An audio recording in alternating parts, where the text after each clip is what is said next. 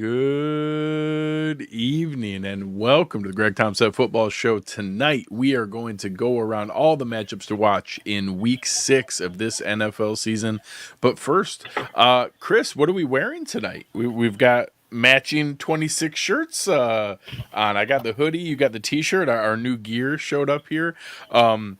As Aaron pointed out, Josh over 26 Shirts, their designer is just unparalleled in his artistic ability. This was like an offhand comment of an idea from Aaron and I, and like a half hour later, he had a design over to us that he had sketched. I was like, "Oh my god, that's so amazing! It's perfect. It's just unbelievably talented. They're an awesome company to work with. We're so proud to be able to work with them." But without further ado, I thought it looked good, on the graphics that we've seen, but like it looks even better in person. So, yeah, it's pretty cool. Yeah. It's pretty cool. Eric and I were joking, like, I can't believe like we have a designed logo shirt. Like this feels weird. It's cool.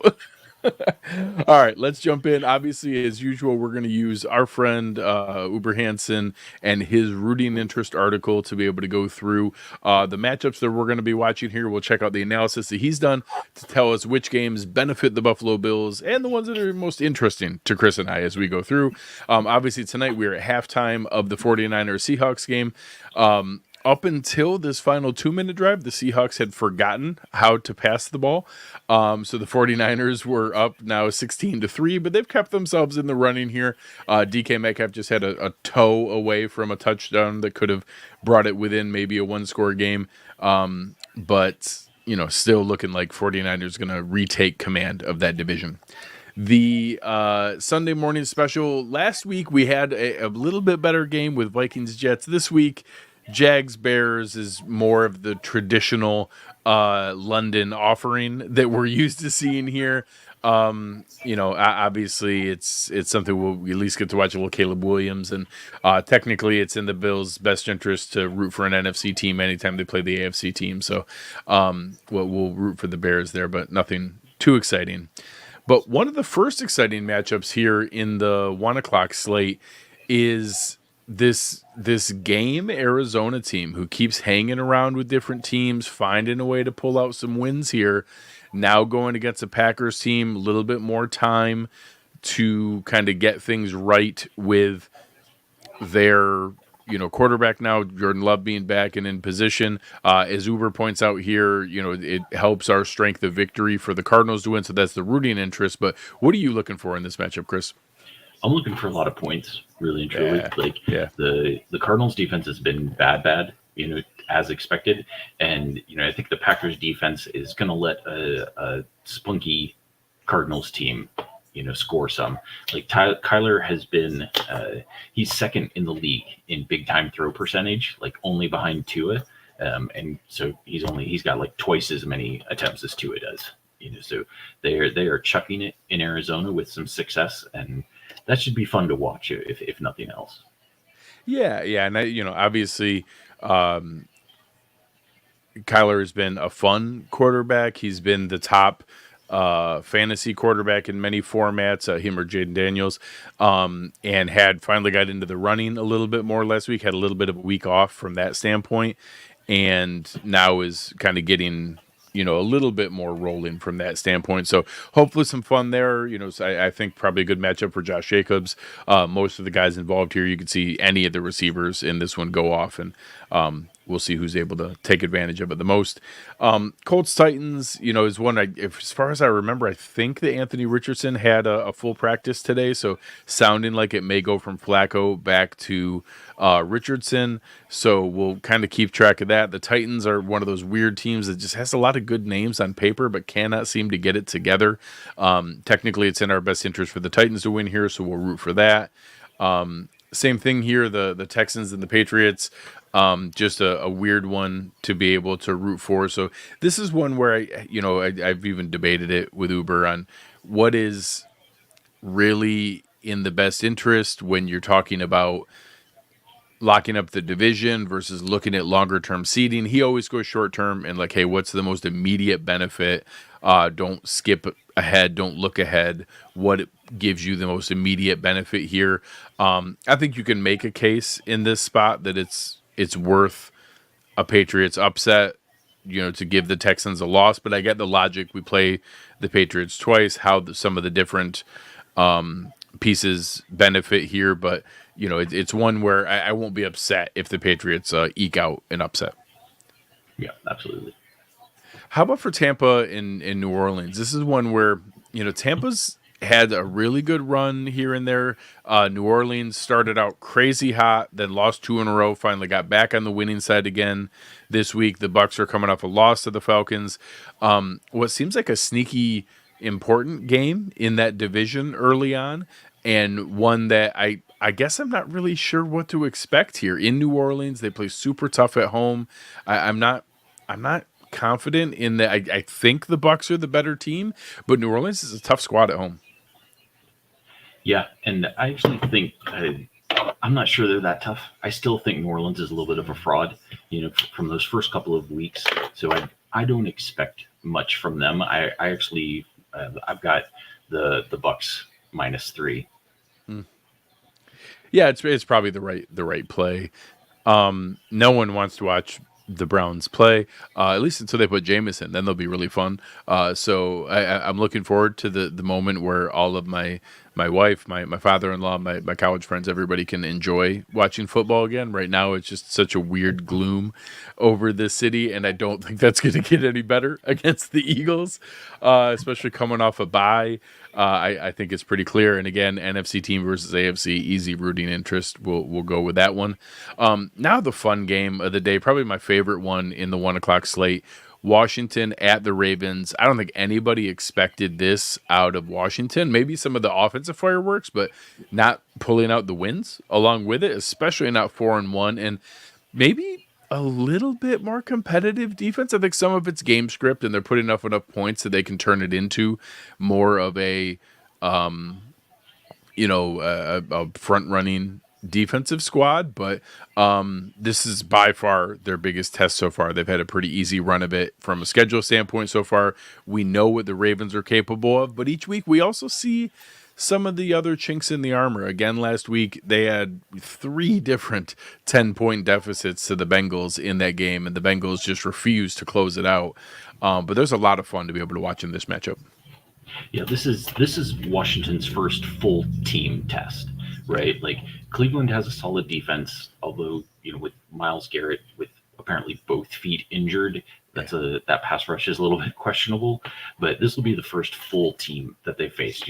Tampa Bay, the Giants, Cincinnati, Arizona, and Cleveland. Like, that's who they've faced to this point. That's the 28th weakest schedule in the league that they've had so far. So, facing a for real Baltimore team, facing a for real pass rush. Baltimore's 7th in sacks, 9th in pressures, and they don't even feel like they've played to their full potential with that defensive line.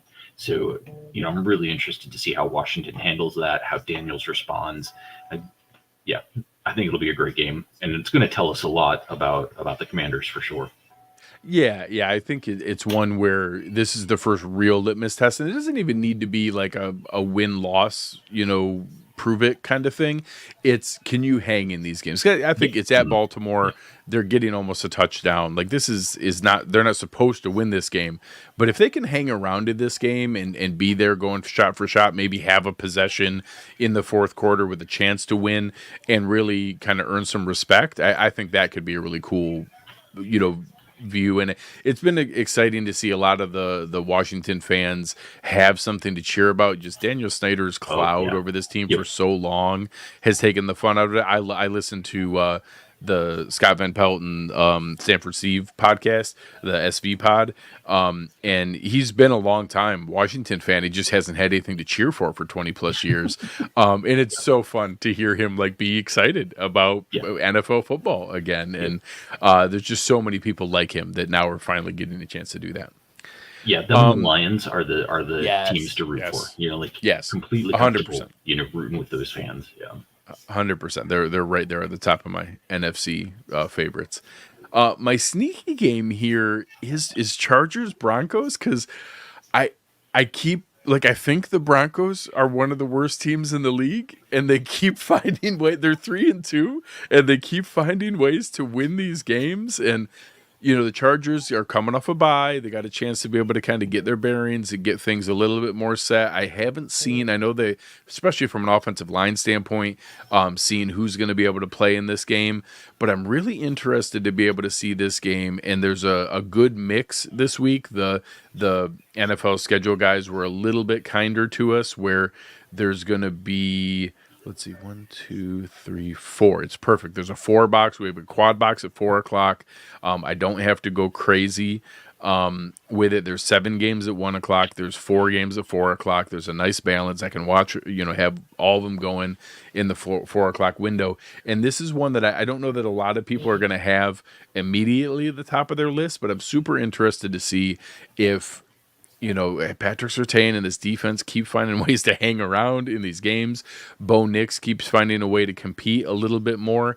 And, the Chargers year after year, it's, are they on paper, the names look great, but they just can't stay healthy. And this is just another one of those where it's going to be interesting to see what they can be versus what they theoretically would be. Yeah, this is football from 1989. This is defense and running games and a quarterback who can go a little crazy. Like Bo Nix has shown a little flair in it, and I'm not sure if that's anything more than for the dramatic or if he actually has something to him. But both of these teams are top 5 in defensive success rate, and they're also both top 5 in net defensive EPA. So I'm not sure the under can get low enough here.